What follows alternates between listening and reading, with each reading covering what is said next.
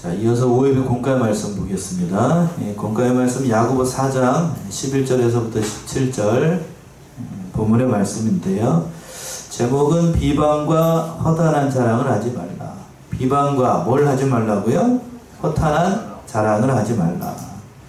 대지를 두 개로 나눴습니다. 첫 번째는 12절까지 형제를 뭐 하지 말라? 비방하지 말라. 그리고 13절부터 17절까지는 허탄한 자랑을 또한 하지 말라 라고 야고보가 이렇게 얘기를 하고 있습니다. 첫 번째 내주로 와서 형제를 비방하지 말라 라고 얘기를 했는데, 형제를 비방하는 건 자신이 재판장이 되는 거나 발반 다르지 않기 때문에 비방하지 말라고 그랬어요. 11절이죠. 형제들아, 피차에 비방하지 말라. 형제를 비방하는 자나 형제를 판단하는 자는 곧 율법을 비방하고 율법을 판단하는 것이라. 네가 만일 율법을 판단하면 율법의 준행자가 아니오 재판자보다. 예, 형제들아 피차에 비방하지 말라.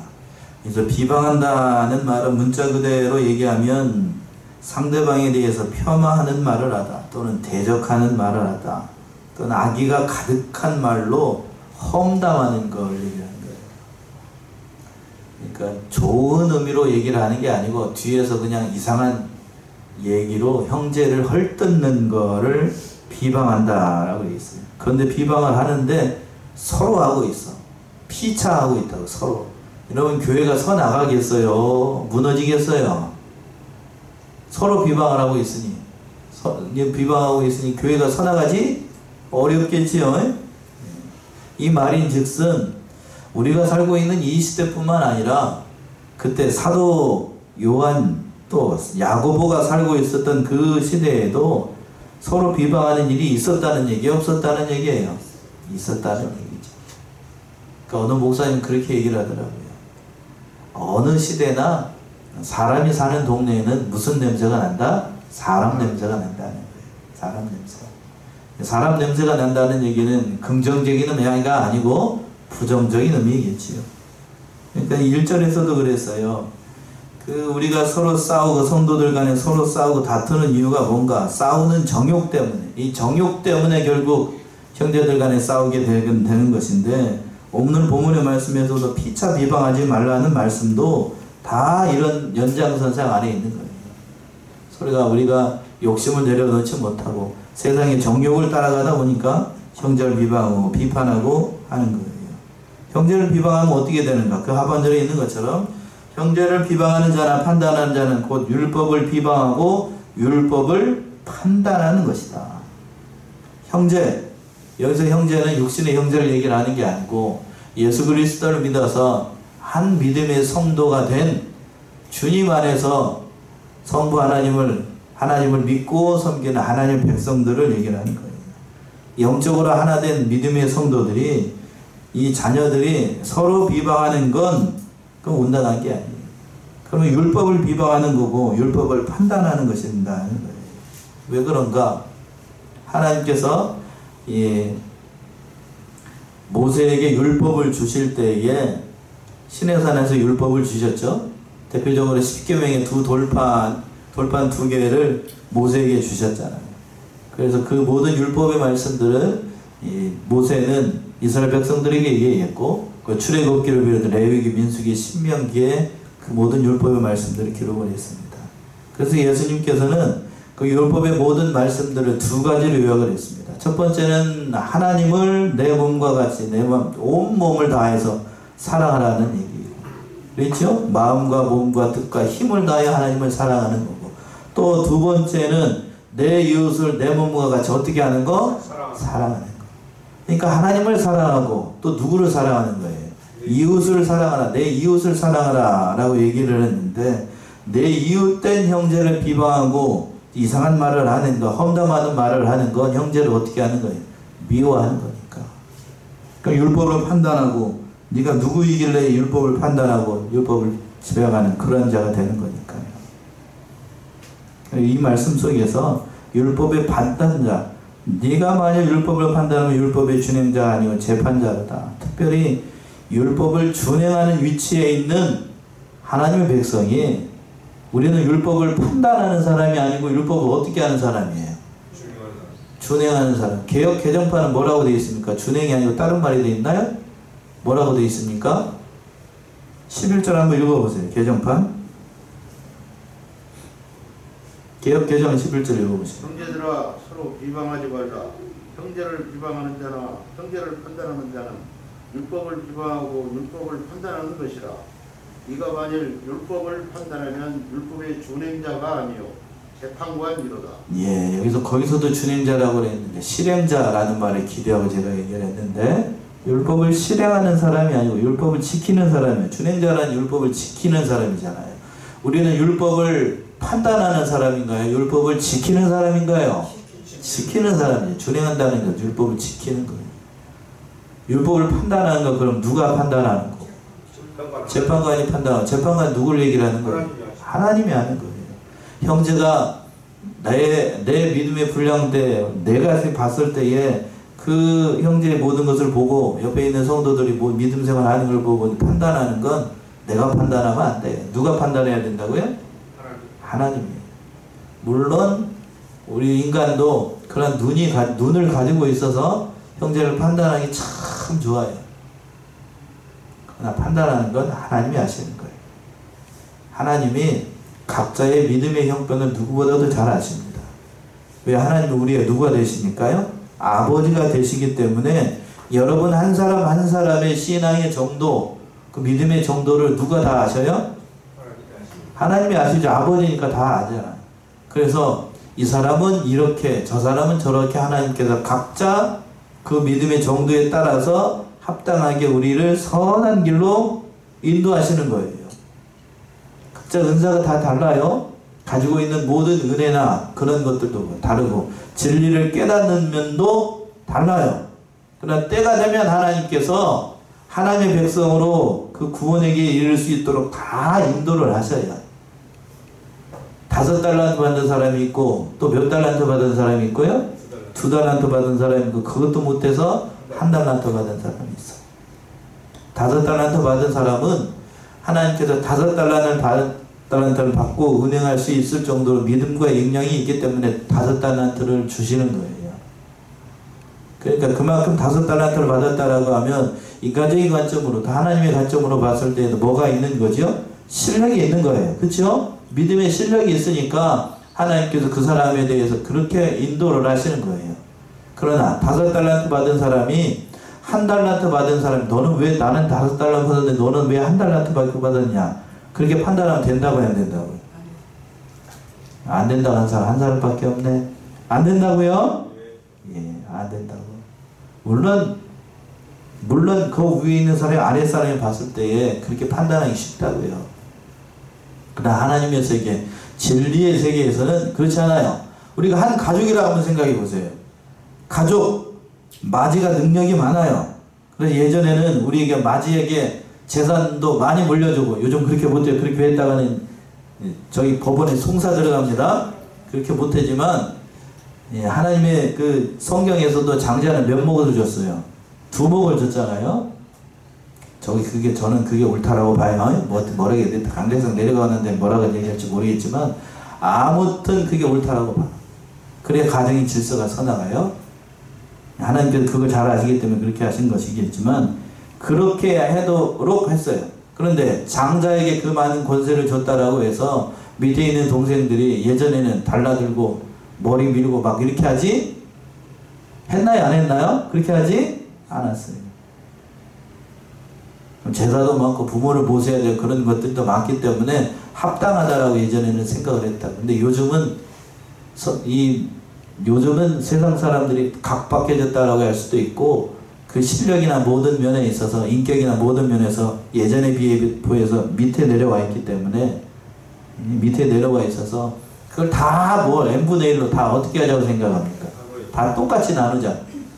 너도 사람이고 나도 사람인데 그렇게 하자. 넌 잘못하는 거야. 잘못된 길로 가는 거야. 잘못된 길로. 이상한 논리인데 다 뒤에 가게 되면 그 공산주의 사상, 사회주의 사상이 옆에 묻어 있어서 그건 온당한 게 아니야. 성경을 돌아와서도 하나님께서 우리에게 주신 은사가 다르다고 했어요? 같다고 그랬어요? 다르다고 했어요. 하나님도 우리가 가지고 있는 우리의 믿음의 정도를 다 아시기 때문에 다르게 평가를 하셔요. 다르게 은사를 주시고, 그러나 그 가지고 있는 은사로 하나님 앞에 열심히 해서 충성하면 그 마지막에 받는 상급과 영광은 같아요, 달라요? 같아요. 같다고. 그게 정확한 거 아닌가요? 그렇겠죠? 본래부터 어린아이로 자라서 어린아이 정도밖에 신앙이 되지 않는 사람은 하나님께서 판단하실 때 그렇게 판단한다. 그 판단은 하나님께서 하시는 거예요. 인간이 판단하는 게 아니고. 자, 히브리서 12장을 한번 가보세요. 앞에가 히브리서죠. 히브리서 12장 23절 24절.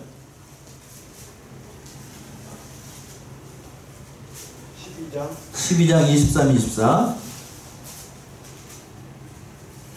하늘에 기록한 장자들의 총위와 교회와 만민의 심판자이신 하나님과 및 온전케 된 의인의 영들과 새 언약의 중보이신 예수와 및 아벨의 피보다 더 낫게 말하는 뿌린 피니라. 예, 23절에서 그랬어요. 하늘에 기록한 장자들의 총회와 교회와 만민의 심판자이신 누구?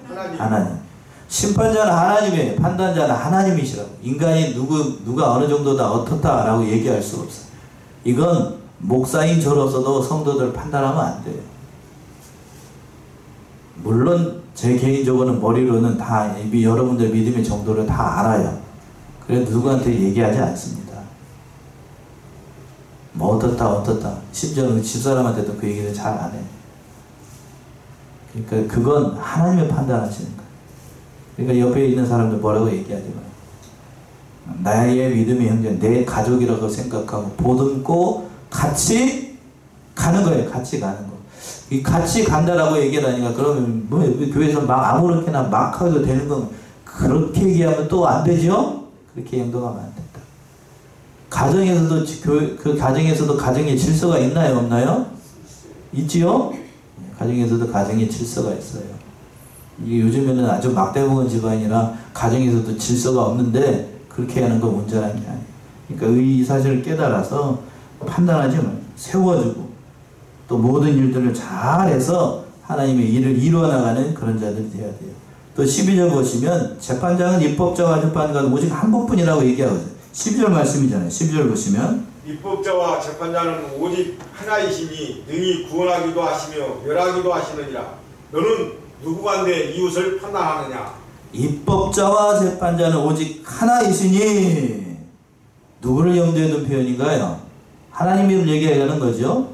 이 율법을 만든 입법자도 한 분이시고 또 재판장도 한 분이세요.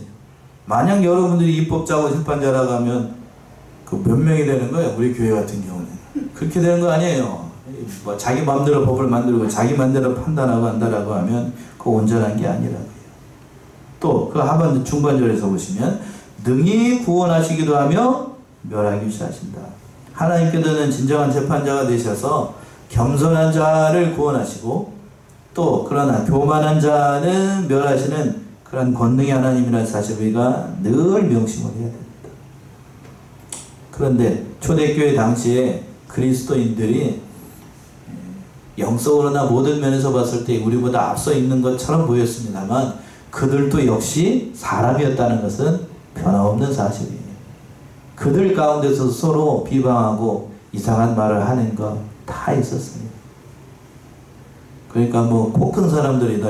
여기 초대교회 당시 사도 야고보가 있었을 때는 그 서양권이잖아요. 서양 문화권이잖아요. 코 크고 머리 저기하고 그런 사람들, 그 사람들도 사람이다고요?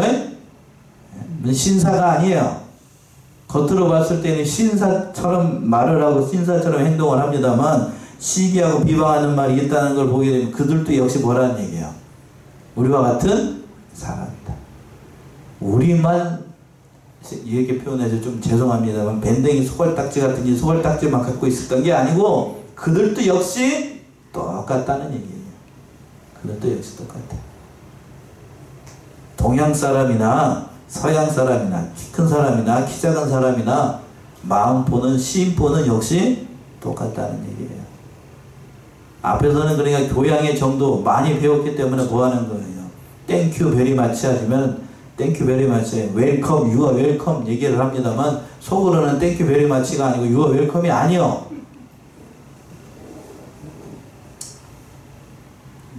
선진국이라고 해가지고 교양으로 이렇게 얘기를 하는데 그것들 보게 되면 그 속 사람의 형편을 보게 되면 그렇지 않다. 그렇지 않아요. 특별히 무서워해야 될 사람들이 그 세계 민족 가운데 무서워해야 될 민족을 두 민족을 뽑는데 하나는 우리 옆에 있어요. 어느 나라 사람일까요? 북한 아니고 바다 건너서 일본 사람. 거기에 딱 납작 낮추고 그냥 세세 그러면서 그냥 아이 아리가또 이거 얘기할 게 하면서 싹 얘기합니다만 속에서는 뭘 갈고 있다? 칼 갈고 있어. 칼 갈고. 무서운 사람들이에요. 무서운 사람들. 그러니까 그 사실을 깨닫는다라고 하면 누구나 사람은 다 누구를 비방하는 게 아니고 누구를 폄하하는 게 아니라 사람은 다 비슷해. 사람은 다 비슷하니까 예수 그리스도 아니면 우리에게 구원의 길이 없고 또 우리가 없다는 사실을 우리가 알아야 됩니다. 자, 그리고 하반절에서 12절 돌아와서 본문 돌아와 12절 하반절에서 그랬어요. 너는 누구간데 이웃을 뭐하느냐? 판단하느냐. 야고보가 이렇게 얘기를 하는 거예요. 이걸 수사학적인 질문이라고 얘기를 하는데 네가 누구인지를 바로 알아야 된다. 자기 정체성에 대해서 정확하게 알아야 된다. 두 가지 의미죠. 긍정적인 의미에서는 네가 누구의 백성이라는 사실, 하나님의 백성이라는 사실을 절대로 잃으면 안 된다. 또 네가 하나님 백성이기 전에는 누구의 자식이었다? 마귀의 자식이었다는 사실도 역시 잊으면 안 된다는 거예요. 이걸 잃어버리게 되면 내가 전에 마귀의 사망의 종로를 타면서 마귀 가운데 있었을 때는 다른 사람을 비방하고 이상한 말을 하고 그냥 여기저기 다니면서 이상한 말 퍼뜨리는 그런 사람이었는데 지금은 예수 그리스도의 보혈로 하나님의 백성이 되었으니 그런 말을 하고 싶어도 하면 된다고 안 된다고? 안 돼요. 특별히 남자 성도들은 그래도 조금 덜한 것 같은데 여자 성도들은 이렇게 얘기해서 죄송합니다만 또 자꾸 다른 사람 얘기하면 안 돼. 상처받는다.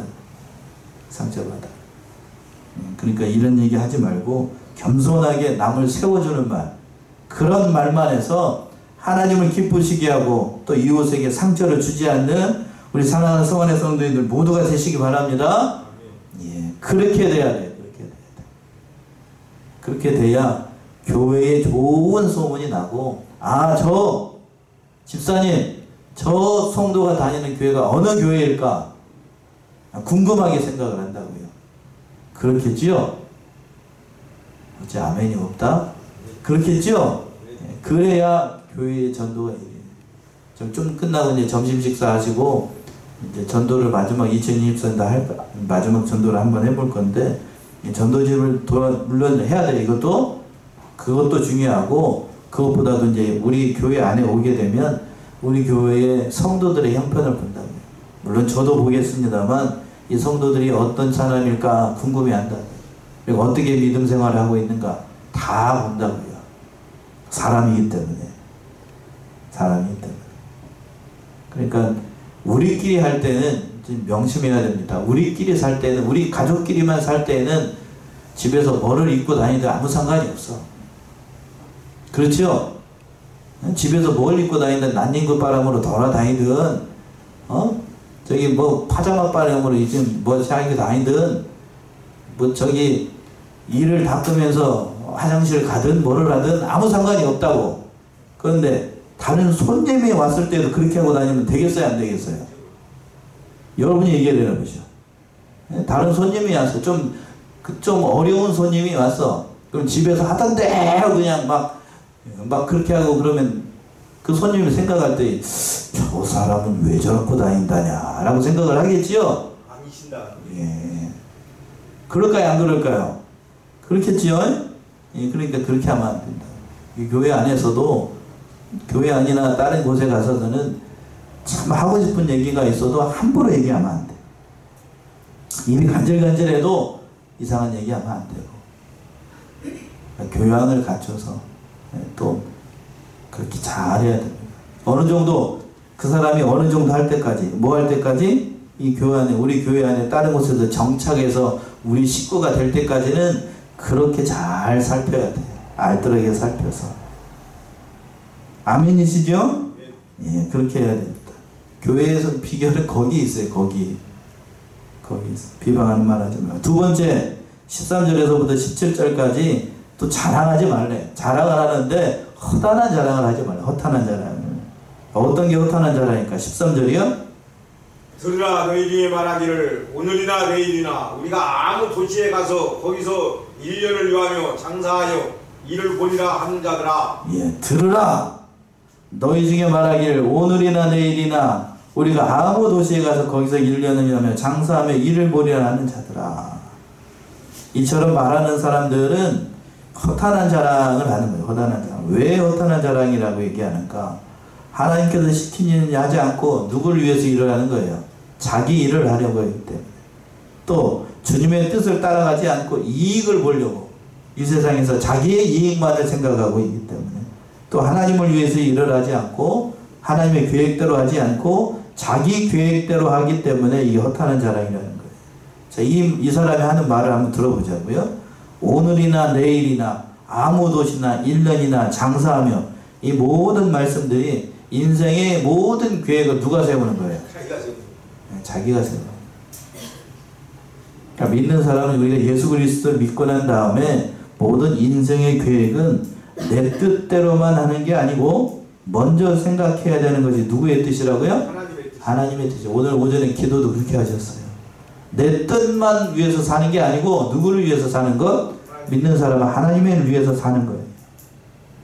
그러니까 하나님을 위해서 일을 해야 되고 하나님을 위해서 결정해야 되는 하나님의 성도들이 오늘이나 내일이나 내 뜻대로 살겠다라고 하는 건 그건 온당한 게 아니라고요. 그건 하나님의 백성이라고 할 수가 없다는 얘기입니다. 그렇다라고 하면 목사님 그러면 하나님 믿고 난 다음에는 그러면 뭐 그리스도인들 하나님의 백성들 장사도 못하고 계획도 못 세우고 무슨 세상 일에 대해서 아무것도 대책 세우지 않고 그냥 하나님만 바라보고 살아야 되나요? 그런 말로 얘기를 하는 게 아니지요. 우선순위에 있어서 먼저 생각해야 되는 게 자기 뜻이 아니고 누구 뜻이라는 거예요? 하나님 뜻이요. 하나님 뜻이요. 어떤 사람들은 예수를 믿고 난 다음에는 인간의 지혜를 써가지고 장래의 일에 대해서 아무런 계획을 세우지 않아도 된다라고 주장하는 사람들도 있어요. 그거 맞아요 그거? 그거 아니죠?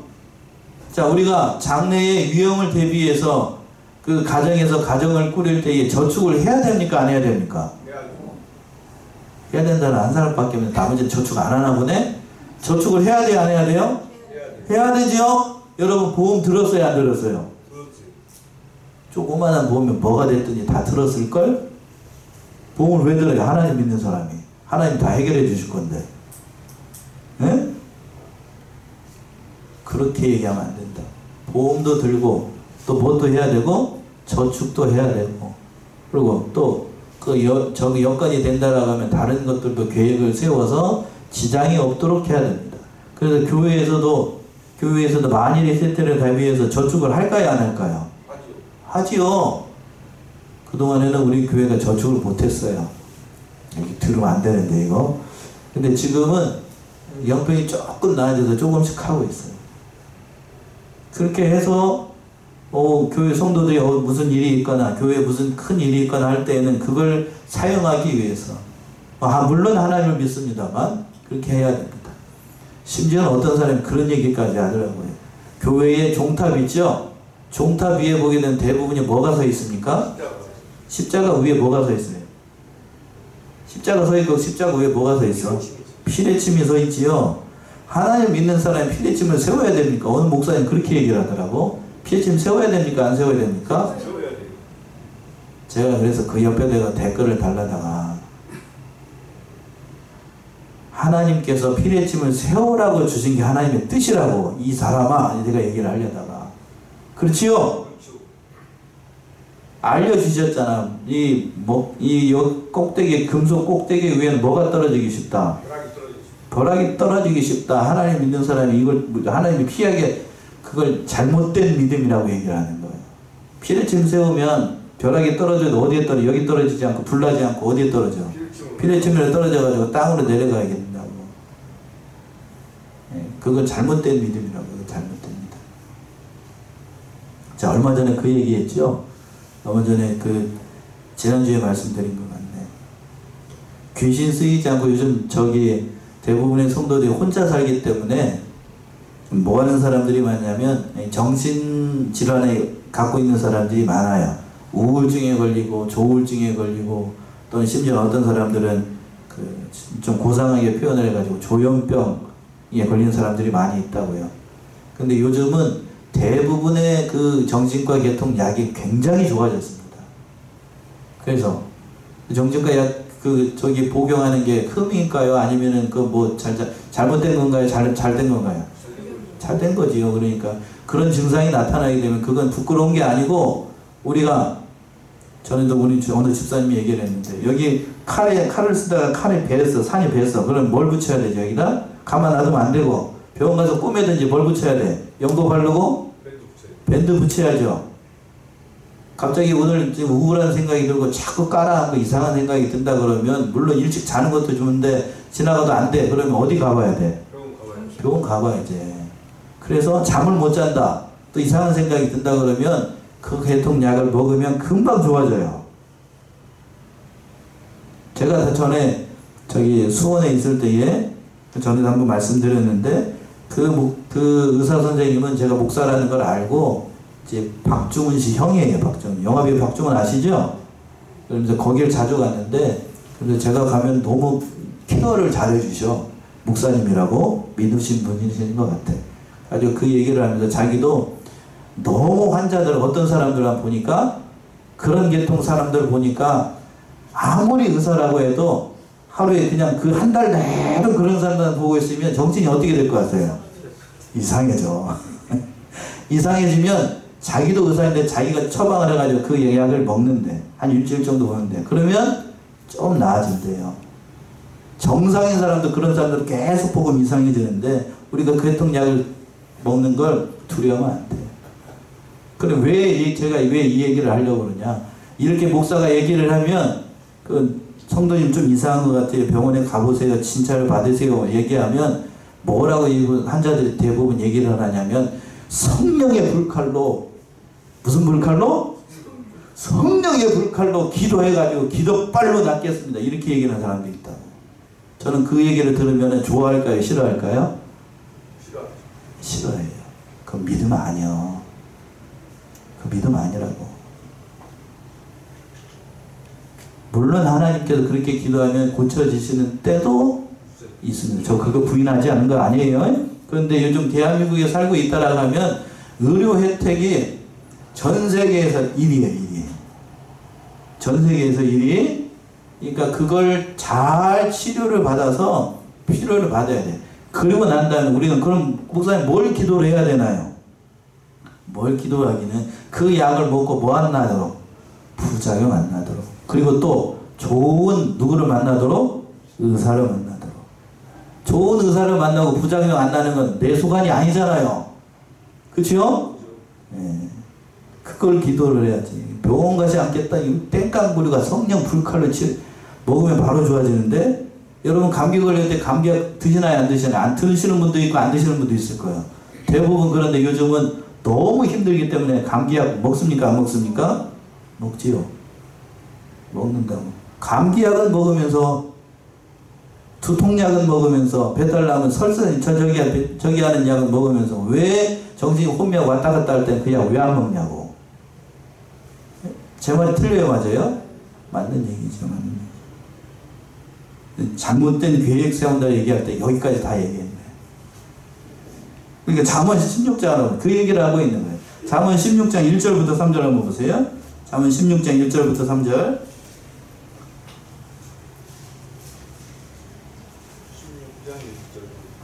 잠언 16장 1절부터 3절. 마음의 경영은 사람에게 있어도 말의 응답은 여호와께로서 나느니라.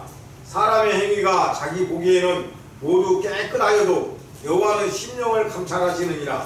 너의 행사를 여호와께 맡기라. 그리하면 너의 경영하는 것이 이루리라. 예, 마음의 경영은 사람에게 있어도 이 말은 자기가 무슨 계획을 세워도 그 말의 응답은 누구로부터? 하나님께 난다고.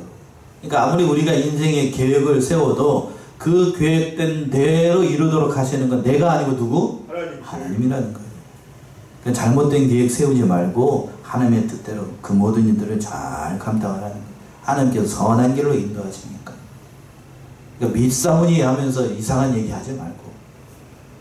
그게 참된 믿음이 아니에요. 참된 믿음.